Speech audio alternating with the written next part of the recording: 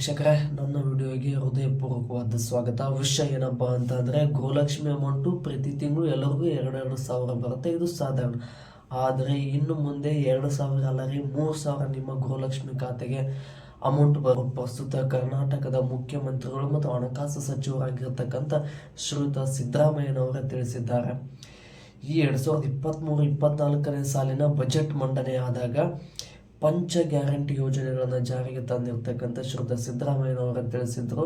2023-24ನೇ budget ಮಂಡನೆಯಲ್ಲಿ Gruhalakshmi ಯೋಜನೆಯು ಕೂಡ ಒಂದಾಗಿತ್ತು. ಪಂಚ ಗ್ಯಾರಂಟಿಗಳಲ್ಲಿ ಗೃಹಲಕ್ಷ್ಮಿ ಯೋಜನೆ ಕೂಡ ಒಂದಾಗಿತ್ತು.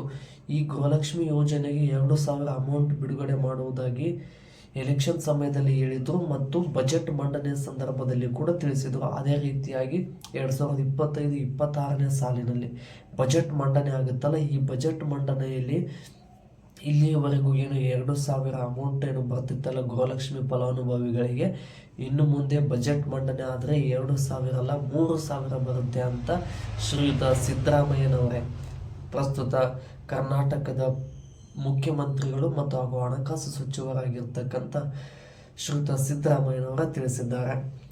ಅದೇ ರೀತಿಯಾಗಿ ಈ ಬಜೆಟ್ ಮುಂದಿನ ತಿಂಗಳಿಂದಲೇ ಶುರುವಾಗುವ ಸಾಧ್ಯತೆ ಇದೆ. ಬಜೆಟ್ ಮಂಡನೆಯಾದ ತಿಂಗಳಿನ ನಂತರವೇ ಈ 3,000 ಅಮೌಂಟು ಹೆಚ್ಚಳಿಕೆ ಆಗಲಿದೆ ಎಂದು ತಿಳಿಸಿದ್ದಾರೆ.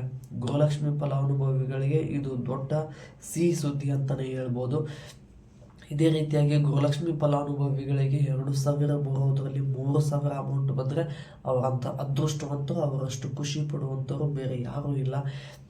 ಆದಷ್ಟು ಬೇಗ ಈ ಗೃಹಲಕ್ಷ್ಮಿ ಅಮೌಂಟು 2,000 ಆಗಲಿ 3,000 ಆಗಲಿ ಅಂತ ಹೇಳ್ತಾ ವಿಡಿಯೋನ ಪೂರ್ತಿಯಾಗಿ ನೋಡಿರ್ತಕ್ಕಂಥ ನನ್ನ ಎಲ್ಲ ಆತ್ಮೀಯರಿಗೆ ಹೃದಯಪೂರ್ವಕವಾದ ಧನ್ಯವಾದಗಳು.